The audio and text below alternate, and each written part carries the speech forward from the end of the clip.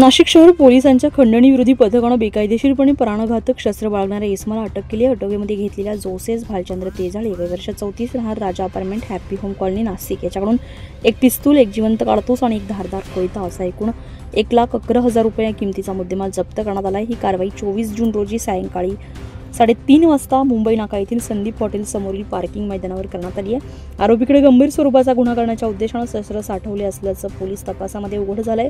Police आयुक्त संदीप कर्णिक यांच्या आदेशानुसार गुन्हेगारीवर नियंत्रण ठेवण्यासाठी पोलीस अंमलदार भगवान जाधव यांना मिळालेल्या माहितीच्या आधारे ही कारवाई करण्यात आली आहे। या प्रकरणी आरोपी विरुद्ध भारतीय हत्यार कायदा कलम 325, 425 व महाराष्ट्र कायदा कलम 135 अंतर्गत गुन्हा दाखल करण्यात आला आहे। ही कारवाई पोलीस आयुक्त संदीप कर्णिक, उपायुक्त प्रशांत बच्चाव, सहाय्यक पोलीस आयुक्त संदीप मिटके यांच्या मार्गदर्शनाखाली पोलीस निरीक्षक जवेंद्र सिंग राजपूत यांच्या पथकाने केली आहे।